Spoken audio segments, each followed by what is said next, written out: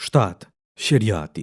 Sheriati është grumbull dispozitash islame, sipas të cilave sillen muslimanët. Ky është ligj fetar, burimet kryesore të të cilit janë Kur'ani dhe hadithi. Kur'ani është fjala e Allahut, kurse hadith, sunet, është fjala, vepra apo pëlqimi dhe heshtja Muhamedit a.s. kur dikush ka vepruar diçka. Veprimet e të rriturve.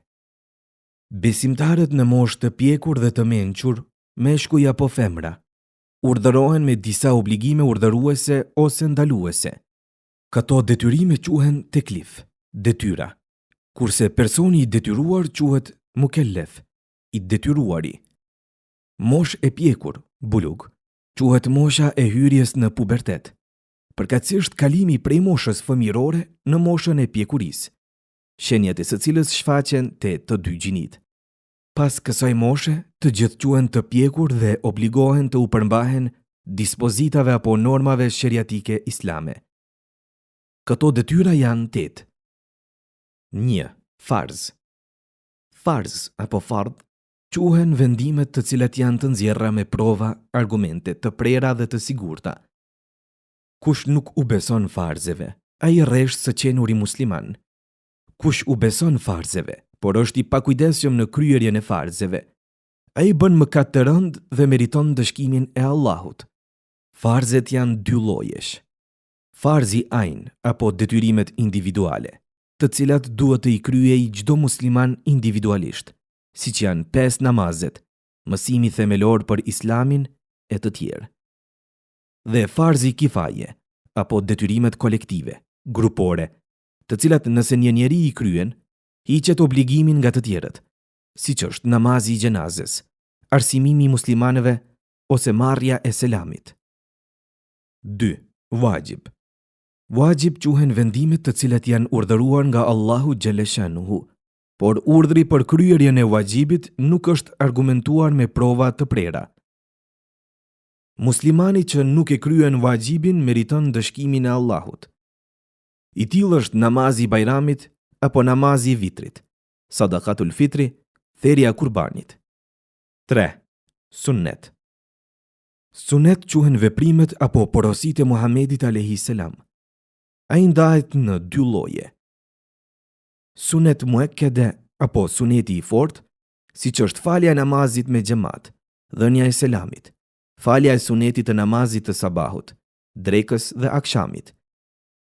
Dhe suneti gajri muekkede, apo suneti jo aq i fortë, të cilën Muhamedi a.s. e ka vepruar ndonjëherë, siç është suneti i kindis apo i yacis. Sunetet ndahen edhe në suneti huda, apo sjelljet dhe veprimet fetare, të cilat Muhamedi a.s. i zbatoi rregullisht, si namazi me xhamat e të tjerë.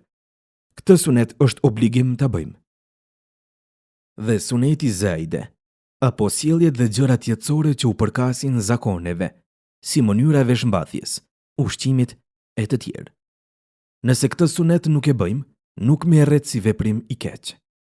4. Mustahab. Mustahab janë veprimet të cilat Muhamedi a.s. i ka realizuar ndonjëherë, si namazi apo agjërimi nafile, apo dhënia e lamoshës.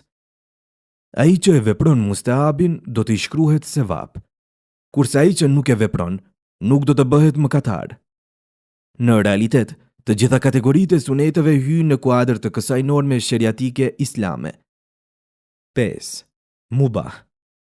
Mubah janë veprimet që janë lënë njeriut në vullnetin e tij, për të cilat personi nëse i bën, nuk shpërblehet dhe nëse nuk i bën, nuk ndëshkohet, si ulja, ngritja, ecja, gjumi, ngrënia e të tjera. 6. Haram. Haram janë veprimet e urdhëruara apo të ndaluara rreptësisht në Kur'an, si pirja e alkoolit, ofendimi i prindërve, bigjozi, vrasja e të tjera.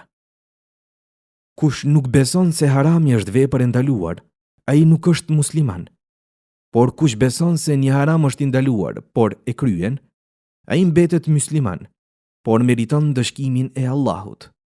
Haramin e ndajmë në haram li ajnihi, veprimet që në thelb janë të ndaluara në mënyrë të përhershme, pa u bazuar në ndonjë shkak të përkohshëm, si për shembull prostitucioni, konsumimi i mishit të derrit, pirja e alkoolit e të tjera. Dhe haram li ghairihi. Veprimet që ndonë se janë të lejuara, bëhen të ndaluara në një situatë të përkohshme që i bën ato haram, si për shembull, tregtia është halal, por gjatë namazit të xumas është haram. 7. Mekruh. Mekruh janë veprimet jo të pëlqyeshme, të cilat janë në kundërshtim me sunetin e pejgamberit alayhi salam. Veprimi i mekruhut ndikon të paksohet sevapi, sikurse është shikimi anash gjatë namazit, lënia e suneteve, lënia e namazit, mos pastrimi duarve para dhe pas ushqimit, mosdhënia e selamit e të tjera. Mekruhu ndahet në mekruh tahrimen, apo veprat e padëshirueshme që kanë peshën e afërt me haramin, monopoli i ushqimit në kohë skamjeje, lëshimi i wajibit e të tjerë. Veprimi i qëllimshëm i këtij mekruhu është mëkat. Dhe mekruh të nxihen, apo veprat jo aq të shëmtuara, si ngrënia me dorë të majt, shpenzimi i tepërt i ujit gjatë abdesit e të tjerë. 8. Mufsid. Mufsid janë veprimet të cilat e prishin një ibadet që është filluar, si biseda dhe qeshja në namaz, ngrënia diçka gjatë agjërimit, prishja e nikahut e të tjerë. Proverb. Nëse gjendesh të ndonjë popull tjetër, atëherë mil sipas enës së tyre,